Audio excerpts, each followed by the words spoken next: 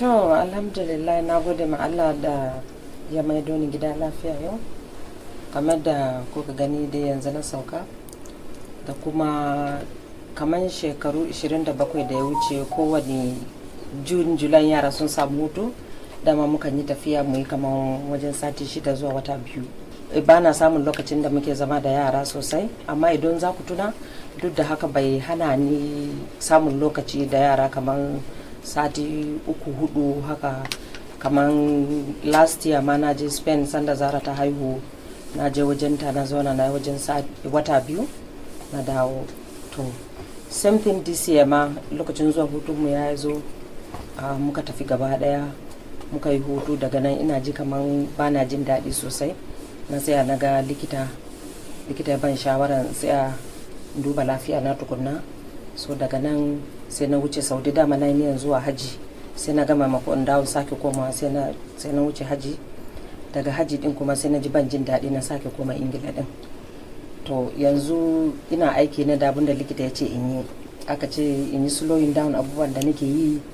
So bisa ga haka ne ina so ma miƙa godiya ta musamman zuwa wajen mai gidana da ya bani SA masu rika mu duka ni nake yi da, saboda in samu in duba lafiya na kuma in ba yara na lokaci tun ba ma yar autanmu ba.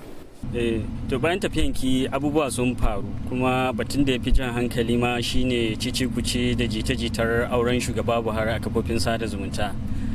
Me za ki ce? To ni ban san abin da ya faru ba, saboda ba ni nan, da kuma shine aka ce zai aure, ba ni Aisha ba ni ce zan yi aure ba. So su ne ya kamata su fito su faɗi ko gaskiya ko ba gaskiya ba. Amma ita wanda aka ce mata za a aure ta din, wanda ya gaya mata za a aure ta din nan, ba ta yi zato ba yi auren ba, don sai da ta jira sai da lokaci ya wuce ta ga ba daura aure ba, shine ta fita ta musanta. So saboda haka ni ba ni ce ya kamata in ce ko za a aure ko ba za a aure ba, don ni already ni mata ne mai aure, so ba ruwana. Ana ganin daɗe wannan da kika yi kamar wasu abin da ya haifar da jita-jitan nan, wasu ne suka fito suka ce kamar yaji kika yi saboda batun auren nan. Wani aure? Yaji me yaji?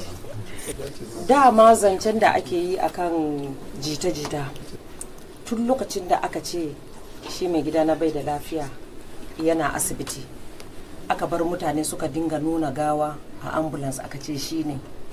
First ladies suna mun waya su tambaya, shugabannin other countries din suna waya su tambaya. Na ja hankalin manyan head of agencies na sadarwa kamar NCC, NBC, na kira orientation agency na ce to abun jita-jitar nan zai kai mu inda ba za mu so ba a wata rana. Ba wai ina faɗi yau ne don an ce ga gawan mai gidana, ga ambulance, ga asibiti, ga menene na ce an san masu yi wannan abun, babun da aka musu an san su, amma an bar su, an bar komai kuma a zube. Saboda haka so ni wannan ma bai ma bani mamaki.